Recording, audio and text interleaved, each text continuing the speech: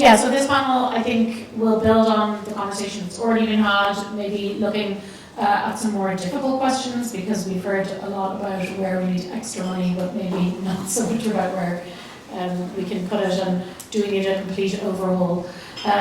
So you've already heard from Gabriel. I think that's great that you have a book like this that's really explaining to people in simpler terms, because I've been in many EU countries, and I don't think the debate is at this level in most member states. Actually, it's always focused on national level issues, and I think these pan-European issues are important to discuss. Also introducing Galina. You are a very well-known security and defence expert. You are the founder of FACE, which is For a Conscious Experience, which is a think tank. You also helped author one of the articles in one of our new publications, Budapest Europe, so just a bit of a plug. You can find it on our website, where we're talking about Russian influence across Europe. And also Helmut Brandstätter is a politician from NIAS. You're also a former journalist. You have been the editor-in-chief of many both broadcasts, but also various news media's outlets. So yeah, we're going to talk about the future of the European budget together. I think because you've already prefaced the conversation a bit with your great keynote and introduction, I'd like to ask you the hard question, which is, we need more budget, we need to spend more on certain priorities, and then the question is, where do we cut? So, first of all, we should not talk about the EU budget in isolation. We need to talk about the national budgets in the same argument. Because many of the items that I would Europeanize can be taken off the national budgets. Now, if we say that a large share of the electricity supergrid that needs to be constructed in the next 15 years across Europe is funded at the EU level, then we don't need to fund it at the member state level. And look, the magic then is that probably, instead of doing the same exercise 27 times in Europe, but once at the EU level, we'll be getting the same supergrid at lower cost. So the idea is by satisfying the subsidiarity principle, we will be able to lower taxes across Europe, to have a smaller share of government in total. Yeah, but it would require, and that's the difficult question, it would require to give up spending power that is now at the national level and centralize it to the EU. No? That is really the problem. It's not so much about the money per se, or about the taxes per se. No? So how to do that? Well, that's a political question. I'm not paid to answer those questions. My proposal I do have is, why can't we have a uniform reduction of value-added tax in the European Union, let's say by 4 percentage points. We say every member state, whatever the level of value-added tax is, it reduces it by 4, so we would end up with 16. That is going to the national coffers. And then at the EU Parliament, a EU top-up is decided. It could be 4%. No? Then we would be back at 20 in Austria, but we would have relocated budgetary power from the nation state to the EU. Now, of course, that too is completely unfeasible. We'll not see it in the next year or 5 or so. But it is this type of arguments that I think needs to be done. It's not about taxing Europeans more and creating larger governments. No? I think that is something we should at all costs avoid, because that is not needed for the type of project that I've tried to sketch. Yes, I think we will have to come back to the perception of the European budget. I'm going to do a second round on that, because without a fundamental change in some countries, we will not be able to achieve this more ambitious, streamlined, conscious, strategic budget. And one of those places where this debate is very hard is Austria. So we will need to, it needs to have the good narrative from you. I will now move to Helmut. I mean, you're also the speaker on foreign affairs issues, but one thing that I know that you're also interested in is this general discussion, I mean, we've seen the figures from your presentation, but also earlier on, that Europe is not competing at the level that it should. We have several reports, and I think that the debate is really happening now in Europe. We have the Letter report, which is about finalising the single market. We also have the forthcoming Draghi report. I was on a high-level group on the future of cohesion policy, where we came to many of the same conclusions that have been decided today, which is that we need a more streamlined focus on investing in public goods in some regions, creating more dynamism, all this kind of thing. So yeah, I would like to hear your viewpoint on how we can refocus the EU budget to create, that competitive edge, and also really use the innovation that we have, because we have great research and innovation in Europe, but we just are not able to capitalise on it. Okay, thank you very much. That works, yeah. I would like to start with a question. And the question is, why are the Austrian economists, who can explain everything to us here, not able to explain to the Austrian public that they only spend 140 euro, but they get back 4,000? But it's a stupid question, of course, so I take it back for me. Why aren't the politicians not able to explain how important the European Union is for us? What's happening? And I can give you an answer. So in Austria, every Austrian knows what is the job of a governor. We say Landeshauptmann, Landeshauptfrau. What's the job of a governor?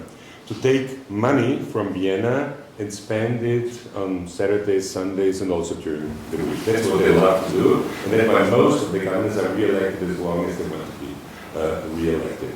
So what's happening on the European level? What does Mr. Nehammer, Chancellor, the other Prime Ministers say when they come home? They say, I did something good for you in Brussels. They never say, I did something good for Europe in Brussels. They only say, there's a poster from a politician in Upper Austria, and he says, I will work in Brussels for Oberösterreich, And then you come and you explain this, she doesn't even want to hear it. So it's even worse. You mentioned the example of ESA, and I know this example quite well, because Austria did a mistake when we had this technical government for a short time. They didn't raise the money for ESA this time. So what happened? We have a smaller percentage in the ESA budget, so our industry gets less more money. So even ESA is built up on the idea, you give something, and then your country, your nation gets money back. It's not what is best for Europe, it's always what's best for your nation or for your region. Which I understand for the region, because that for me the region is more important than the nation. And here's the problem. What can we do? And I think that's a real important thing. We have to explain to people, and we need, of course, professors like you, but we need even more simple explanations. We need more examples in regions to explain if there's money coming from Brussels. Everybody in Portugal understands it. I know Portugal from 1980, and I know how it changed after the cohesion fund. I know Poland from 1989, and I know how it changed after the cohesion fund. If you want to have a really good highway, go to Hungary. Who built it? Europe built it.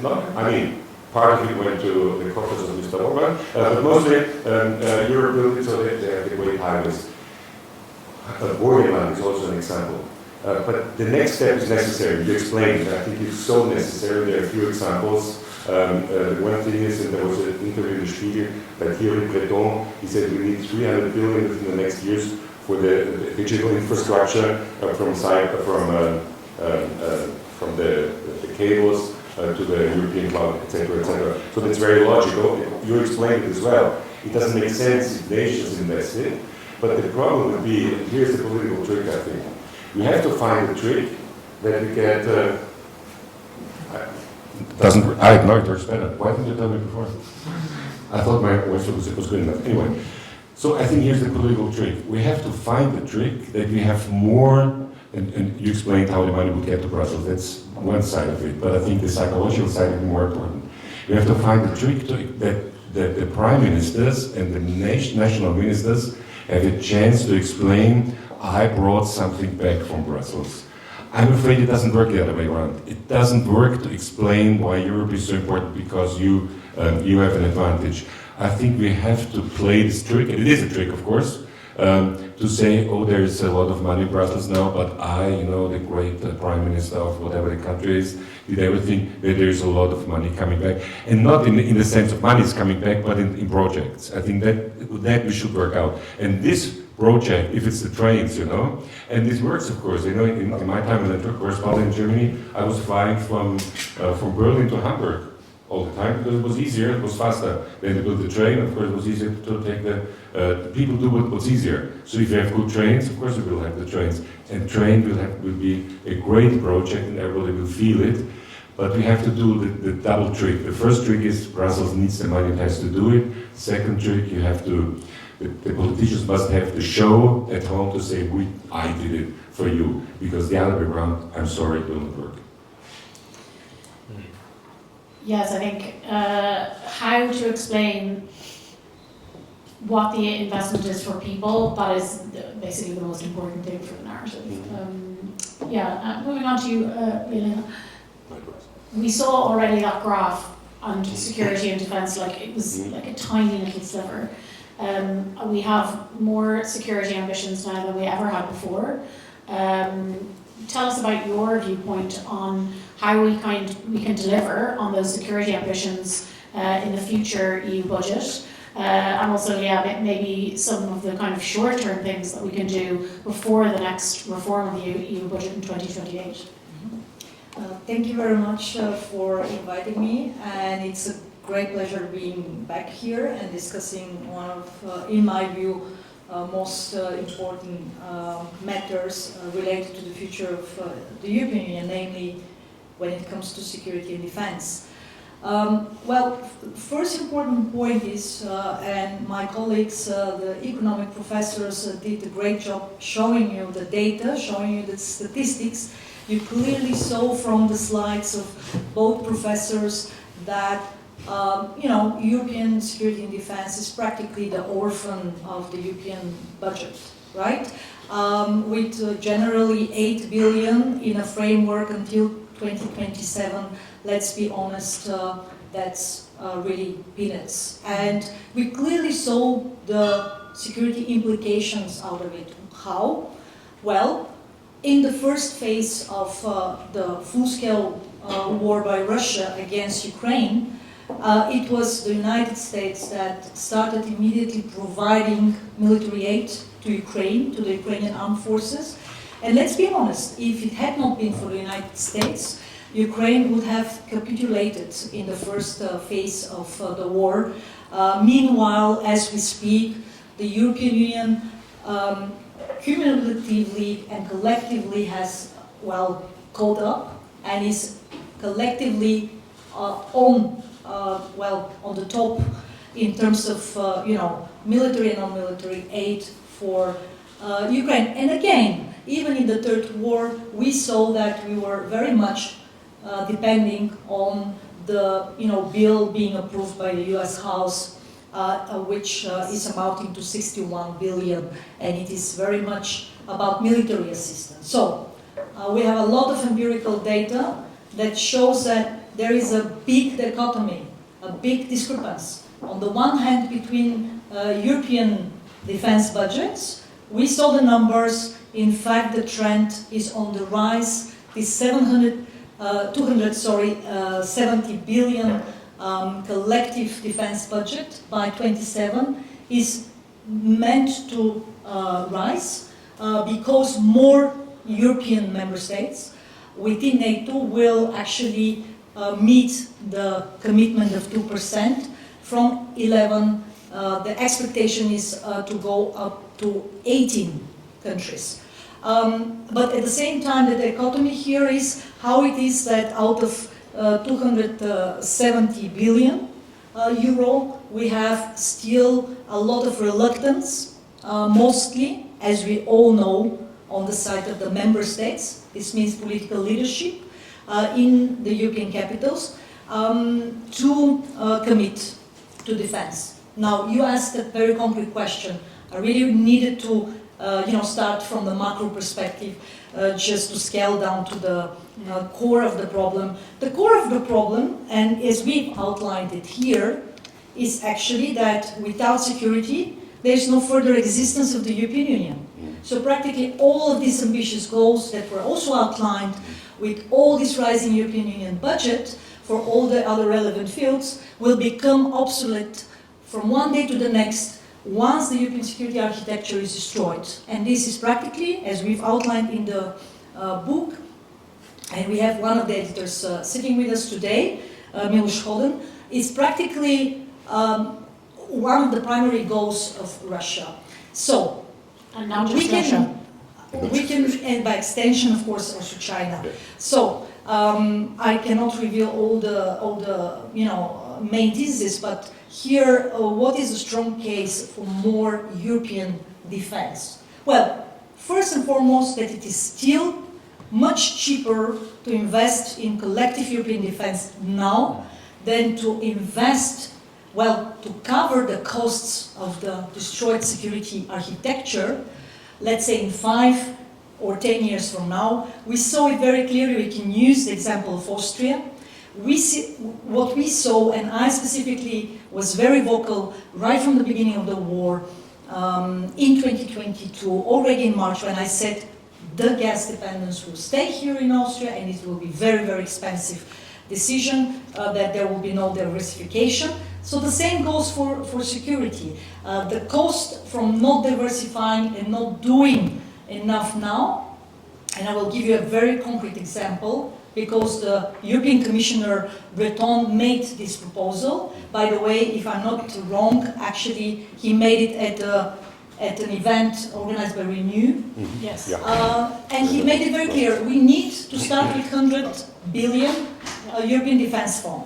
So, do you know actually what we spent collectively in the first year of the war just to mitigate them, to mitigate the risks coming out from the dependence on Russian gas?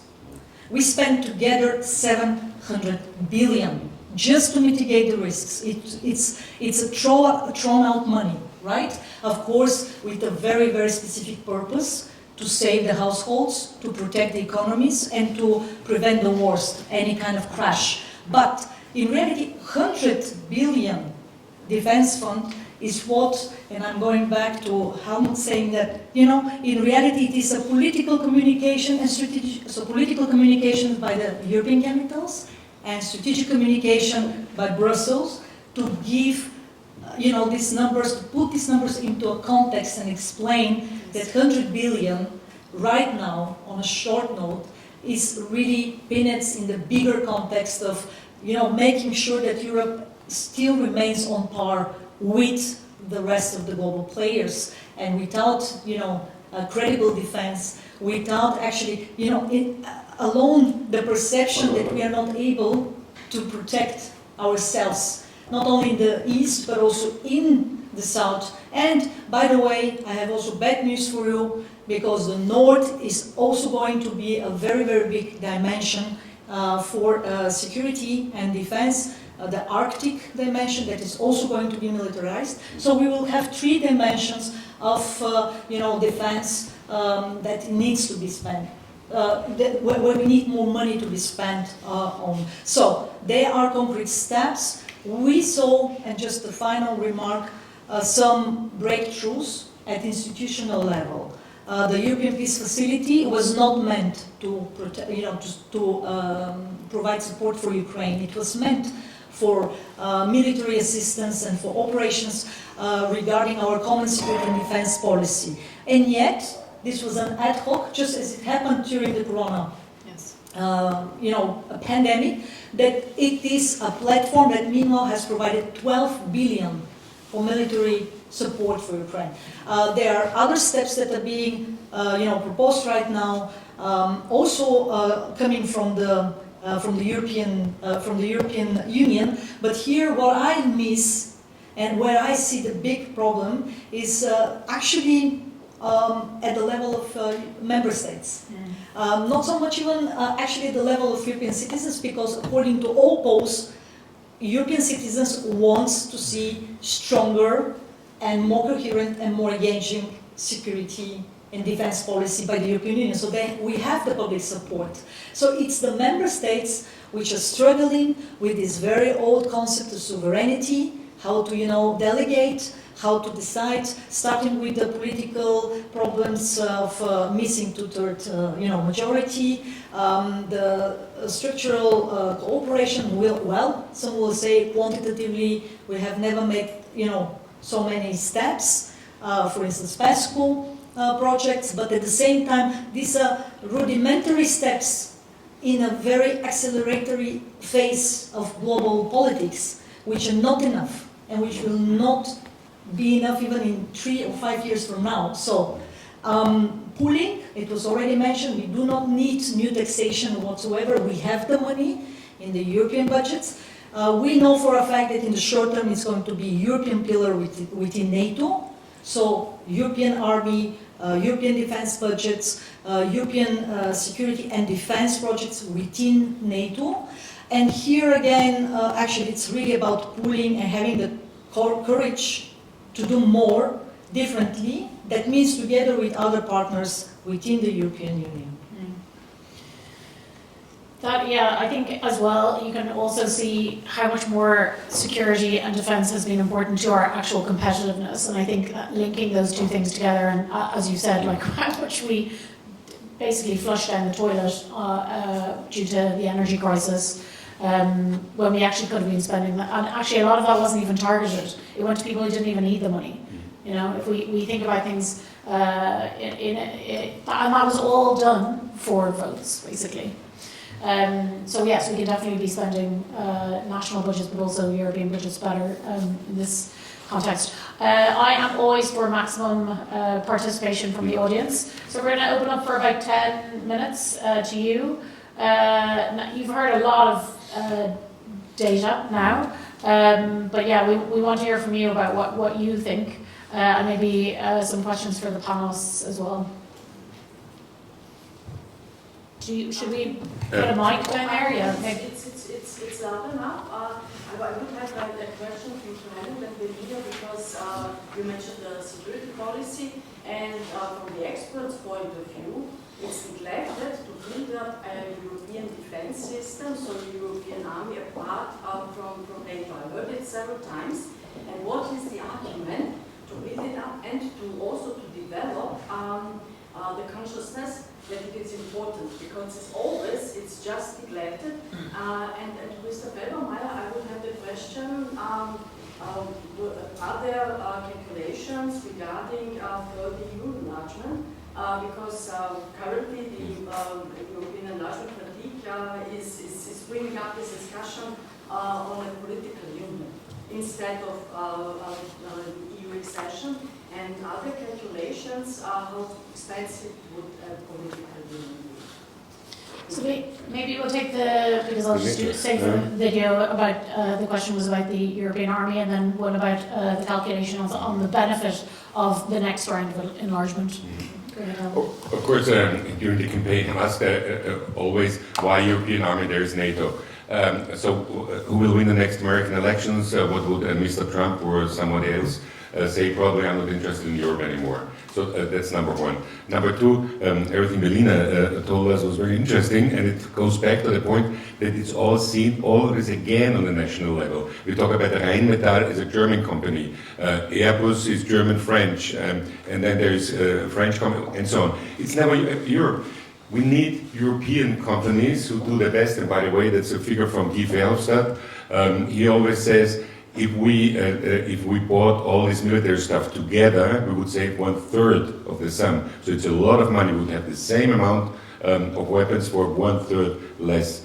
And the next point is, I think, as we have, and again, it's something psychological we have to explain. If we as Europeans are afraid or should be afraid of Putin's Europe, we have to defend ourselves together. And that's what I always try to explain. We need this European army, which in my point of view will be a professional army, but there we need the next steps. You know, when Mr. Söder said we need an airplane carrier in the Suez, okay, I mean, it's a bad joke. What we need is, why don't we start, we buy the stuff together. Information, we have troops already together, you know, that would be already very important. Then there is a very, very difficult question. Sky Shield is fine, but how about our nuclear defense? We have in Europe, inside the EU, we only have one nuclear power, outside we have another nuclear power. Macron already said we have to talk with the Germans about it, so why with the Germans, why not with the Europeans? Of course, in my vision, in the European army, there will be a European defense minister, and he, with the European president, has to decide how we defend our area. And that's also something which I say at least 100 times a day, and I just said it before in an interview with FM4. The only really sure thing about Europe is we Europeans, the European Union, will never start a war. You know, we really have learned our lesson. We will not start a war. But there are other countries who started wars already against us, and the hybrid war is really something which we feel in the infrastructure and so on and so forth. So we have to defend ourselves, and we only can do it together. But I always admit also there are a lot of very difficult questions which we have to solve. But let's start with the first step. And that's what I hope we can do within the next 5 years. Let's see. If we take a look at the global geopolitical but also geoeconomic trends, there is a clear development towards a US shift that goes in the direction of the Indo-Pacific region. So it's inevitable that at some point of time in the future the US will withdraw partially or even to a great extent from the old continent in order to focus on its systemic competition with China. But also, actually, I would go even further. If Russia wins against Ukraine, it will be not just China, it will be the dragon bear, it will be both China and Russia, creating a lot of problems for the American global power projection. And it is inevitable that this trend would also mean that European armies within the NATO, because the majority of the European member states are also NATO member states, they do not need to reinvent the wheel. They already have the coordination, the pooling and all of the strategy. They have actually, I would argue, had the best strategy to fight against the Soviet Union, and now they will also develop the best strategy to fight against, modus vivendi between China and Russia. So it is inevitable that the European Union armies are going to merge into something bigger. There are already signals pointing to this trend, such as the proposal of European Union Defense Commissioner, such as the proposal, as I mentioned. I gave you only one example because we don't have the time to go through all the mechanisms and the tools and the initiatives that were proposed in the European defense sector. Practically, this national egoism will be, overwhelmed by the reality. This is my case, that, perception of security is very individual. When it comes to the 27 member states, you will find almost 27 different, reality checks on the matter. But at some point of time in the future, and it's going to be, short term, 3 to 5 years, we will have a significant different rhetoric, significantly different, needs, security needs, and the pressure coming from the population on the political decision makers will translate into these measures. We need to see more total equipment investment. We need to see more procurement. We will see a trend towards integrated defense market in Europe. You do not need 27 products for each single, industrial product. You know what we also miss compared to the big players, such as China, Russia, India? These are the three big spenders of, defense budget. Is actually also a merger, or at least approximation between the military and the civilian component. Because in our case here in Europe, we have a very, we have split roles of defense, research and, R&D projects and civilian. But this, of course, because of the changed reality, will also change, and this will also affect the so-called trend towards, let's say, European, whether you will call it a European Union army.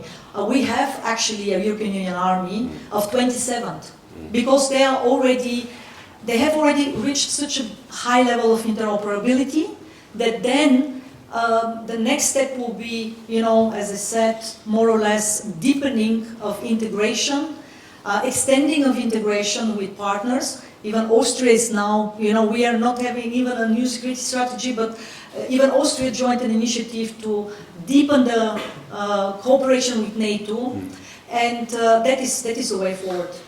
Yeah, and I think I'm from Ireland, which is also a neutral country, but on things like cyber warfare, and that this is a hybrid war, there is a lot more appetite now to work together in that domain. So I think, yes, it's about making small steps, and some of them are already being taken now, and I think having a defence commissioner, which seems like a no-brainer and is in the manifestos of many of the parties, including the ALDE party, it seems like it will happen, and that will make a huge difference already.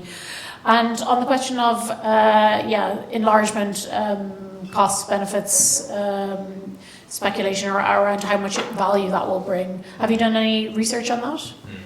So let me first say something on defense spending that is important. It's not just pooling, but it's also by a more integrated single market-based approach will generate spillovers. There's a lot of military R&D has a dual use and is good for the civil economies as well. And there's big literature now on DARPA in the United States, defense spending. We don't have it exactly, but of course, and it wouldn't make sense. It wouldn't make sense to have it 27 times. Yeah. But so part of it will probably pay for itself. That's what I wanted to say. And then on enlargement. So if we look at the Western Balkans, the benefits for Austria or Germany or Denmark are tiny, almost impossible to measure. It's small. These are poor countries and small countries. And the combination of poor and small means that the benefits are small. Gravity matters. So if you look at maps of how gains are distributed, it's better for Austria than for Ireland. Yes. So proximity matters, and the industry mix matters. Austria has capacity, for example, in the construction sector, machinery, toolmaking, and so on. That will be helpful there. Now, the big enlargement that would really make a difference in terms of growth here would be Ukraine. Would be a deepening of the relationship with Turkey. Of course. Completely insane to talk about it now, but we have a customs union with Turkey. Actually, we have with no other country outside of the EU, we have a tighter fundamental relationship. We have no other countries except Andorra and Monaco or something like that that are part of the European customs union. Of course, it's unpleasant not to see the state of play, but Turkey and Ukraine would be of a size and of a development gap that would really make a difference. And we talk about 0.3, 0.4% of GDP level gain that can come out of that for the EU. But the Western Balkans or Georgia, this is too small to matter, and a lot of differences from Lisbon to Slovakia. The closer you are, the better. Just add a very important point. Yes, please. I would just like to add a very important point that is currently overseen because it is more or less long-term oriented. When it comes to Western Balkans, and in general, this north-south, need for connectivity was mentioned, infrastructure was mentioned, pipelines, energy, and also security. All of this is interlinked. Meanwhile, as we know, there is a great need, to build up this whole infrastructure, be it, digital, energy, security, so on, from the north to the south, including the Western Balkans, along the eastern flank of NATO. And this is going to be, in the future, it's going to be practically the new Iron Curtain, just to use a metaphorical term to explain how we are going to build security against a rival and enemy that has obvious intentions, not just against Ukraine, but in general against the European Union members. So it affects also Ireland, because Ireland will also have to invest more. And this connectivity is going to happen in two ways. The one being one of the most ambitious projects coming out from the European Union in the next Commission. I can assure you it's happening, because that's my job to really track down the macro trends. That is the IMEC corridor between India, the Middle East and the European Union, where you need the Western Balkans, because it's not enough for you to create the corridor up until Greece or Italy.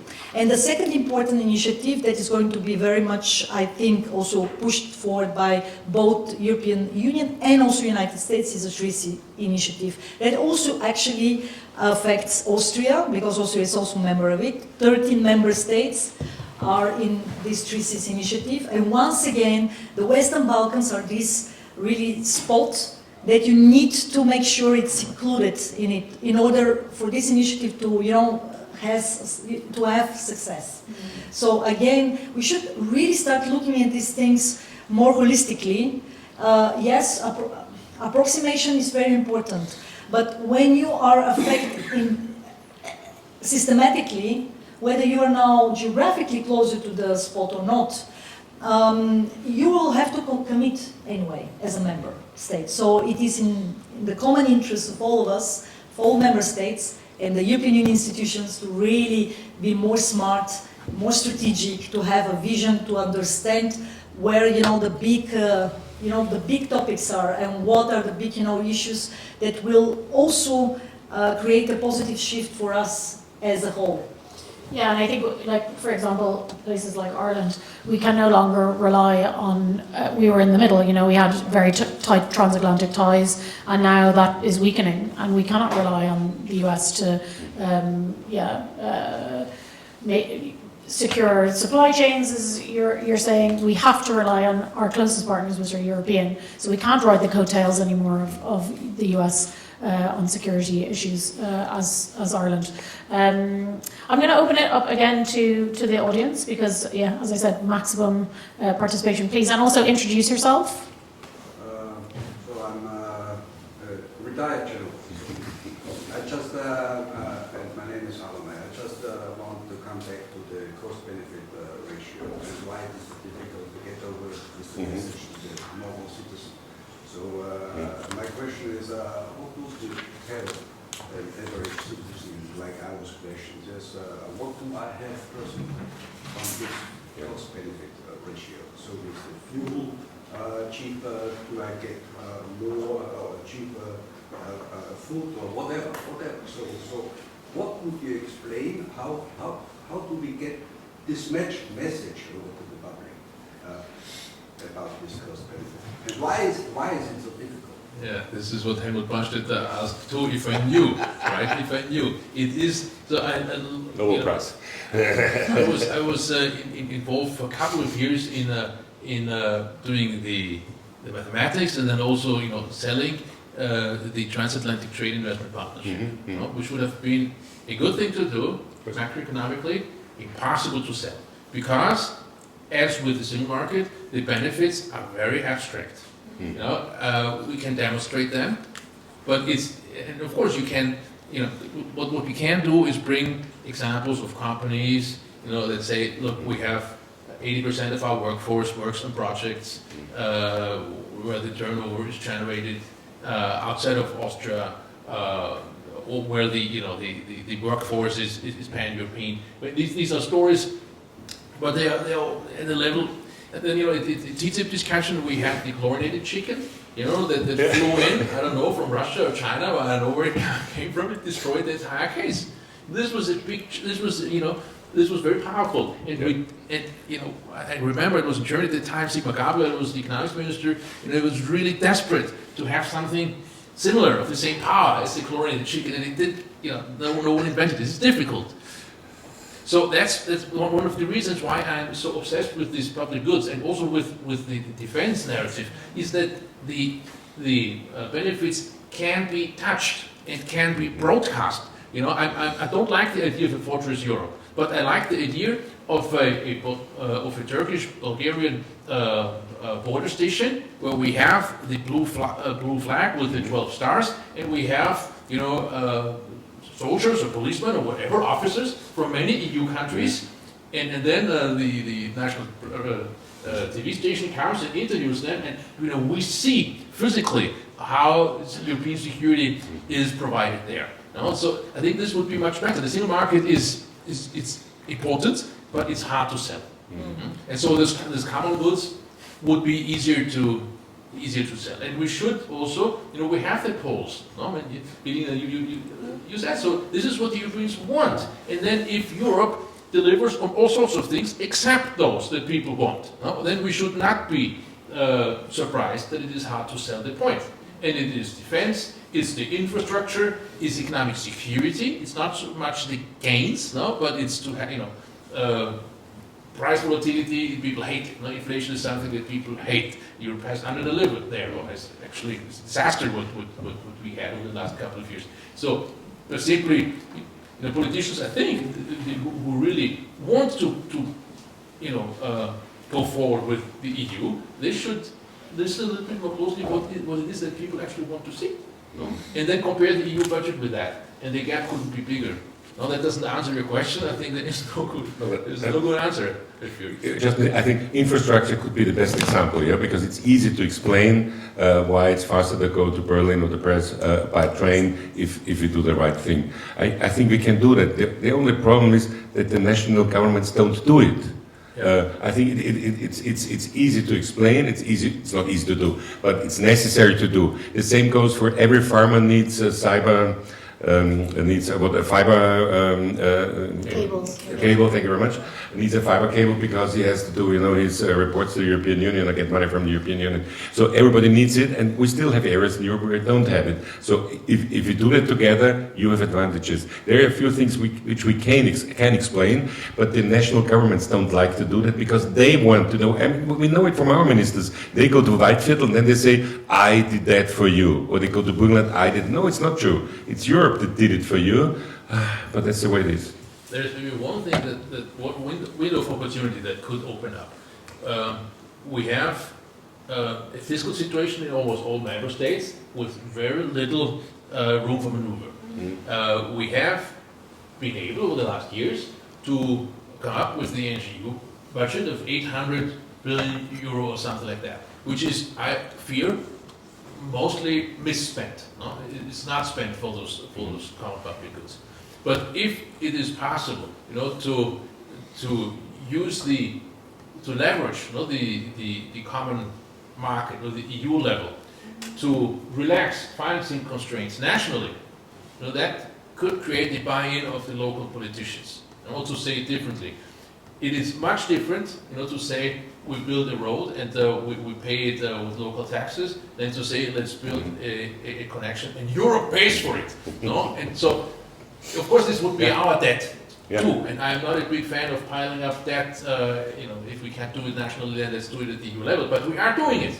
The EIB, sure, the NGU, they're all piling up debt and misspending it. If we can use some of this money for defense, for infrastructure, I wouldn't, and then let the national parliaments, take all the glory for it. Then we could get towards it. Just one sentence. I love this question, and I have the perfect pitch for the hardcore skeptics. If you take a look at the GDP of Ukraine and Poland, immediately after the collapse of the Soviet Union. Now you have two countries, the one being part of the USSR, the other being part of the Soviet bloc. They were at the almost the same level of GDP.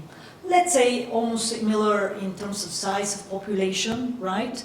Big size countries in Europe. Ukraine is the second largest, European country. Now, before the war broke out in 2022, if you take a look and compare the GDP of Poland, Poland is already on a route of catching up the southern big economies like Spain and Italy.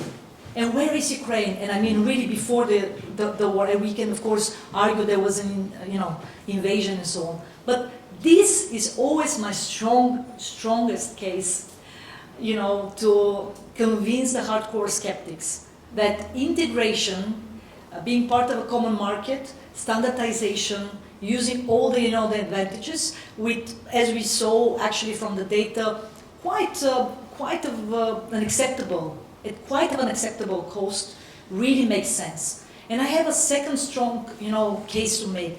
This is more about geopolitics. You've seen also from the data, all European states, even the big ones like Germany, France, Italy, are actually at the global scale, they are small.